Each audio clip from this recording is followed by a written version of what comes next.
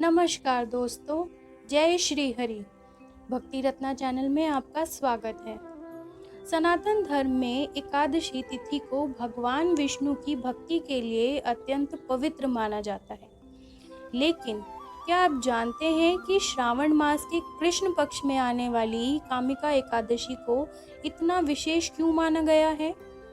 कहा जाता है कि इस दिन भगवान विष्णु की श्रद्धा पूर्वक पूजा, व्रत और स्मरण करने से मनुष्य को पापों से मुक्ति और भगवान की कृपा प्राप्त होती है। आज की कथा में हम जानेंगे कामिका एकादशी की पौराणिक कथा और इसके पीछे छिपा सुंदर आध्यात्मिक संदेश। बहुत समय पहले एक गांव में एक धर्मपरायण क्षत्रिय रहता था। वह स्वभाव से धार्मिक था, लेकिन एक दिन किसी विवाद के कारण उसके हाथों से एक ब्राह्मण की मृत्यु हो गई। ब्राह्मण की मृत्यु से वह अत्यंत दुखी और भयभीत हो गया।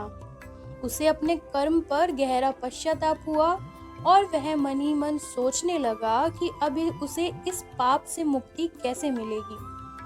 वह ब्राह्मण के परिवार से क्षमा मांगना चाहता था और मृत ब्राह्मण के अंतिम संस्कार में भी सम्मिलित होना चाहता था, लेकिन उसे भय था कि उसके अपराध के कारण उसे कोई क्षमा नहीं करेगा।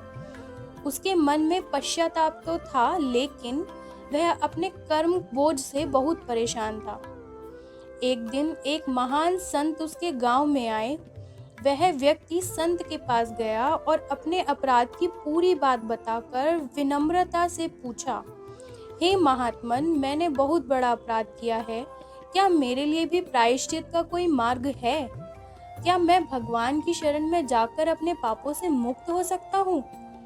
संत ने उसकी पश्चाताप की भावना को देखा और उसे भगवान विष्णु की शरण में जाने की सलाह दी। उन्होंने कहा कि श्रावण मास की कृष्ण पक्ष की कामिका एकादशी का व्रत श्रद्धा और नियम पूर्वक करो।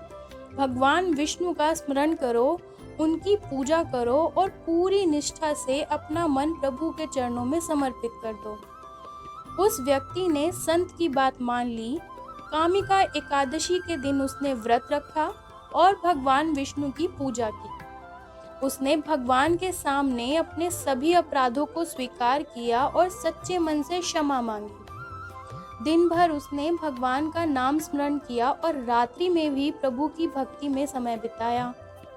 कथा के अनुसार भगवान विष्णु उसकी सच्ची पश्चाताप भावना से और भक्ति से बहुत प्रसन्न हुए। उसे अपने कर्मों का बोध हो चुका था और उसके मन में अपने जीवन को धर्म के मार्ग पर ले जाने का संकल्प उत्पन्न हो गया। यहीं से कामिका एकादशी का सबसे बड़ा संदेश सामने आता है। केवल व्रत रखना ही पर्याप्त नहीं है, बल्कि अपने कर्मों को पहचान कर उन्हें दोबारा गलत तरीके से ना करने का संकल्प लेना भी आवश्यक है।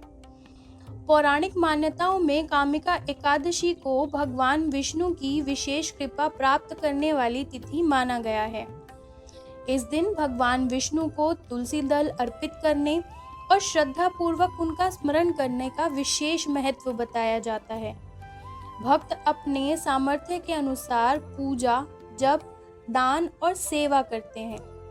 कहा जाता है कि भगवान विष्णु की भक्ति मनुष्य के भीतर के अंधकार को दूर करके उसे धर्म और सत्य के मार्ग पर चलने की प्रेरणा देती है। लेकिन दोस्तों, इस कथा को केवल पापों से मुक्ति की कहानी समझना अधूरा होगा। इसका वास्तविक संदेश हमारे जीवन से जुड़ा हुआ है। मनुष्य से गलती हो सकती है, लेकिन गलती को स्वीकार करना, उसका पश्चाताप करना और उसे दोबारा ना दोहराने का संकल्प लेना ही सच्चा प्रायश्चित है। कामिका एकादशी हमें यह भी सिखाती है कि भगवान के सामने सच्चे मन से झुकने वाला व्यक्ति कभी भी निराश नहीं होता। जब मनुष्य अहंकार छोड़कर अपनी भूल स्वीकार करता है और अच्छे कर्मों का मार्ग चुनता है, तब उसके जीवन की परिवर्तन की शुरुआत होती है। इसीलिए अगर आपके जीवन में कोई भी गलती आपसे हुई है तो निराश मत होइए। भगवान विष्णु के चरणों में श्रद्धा से प्रार्थना कीजिए, अपनी भूल स्वीकार कीजिए और आगे से धर्म, सत्य और अच्छे कर्मों के रास्ते पर चलने का संकल्प लीजिए, क्योंकि भगवान से केवल अपने लिए सुख मांगना ही भक्ति नहीं है, अपने भीतर सुधार लाने की इच्छा भी सच्ची भक्ति है। तो दोस्तों, कामिका एकादशी हमें यही संदेश देती है, पश्चाताप से मन को शुद्ध करो, भक्ति से भगवान को याद करो और अच्छे कर्मों से अपने जीवन को बदलो। अगर आपको भगवान विष्णु से जुड़ी ऐसी पौराणिक कथाएं और धार्मिक रहस्य पसंद आते हैं तो वीडियो को लाइक करें और भक्ति रत्ना चैनल को सब्सक्राइब ज़रूर करें। कमेंट में श्रद्धा से लिखिए, ओम नमो भगवते वासुदेवाय। जय श्री हरि, जय श्री विष्णु।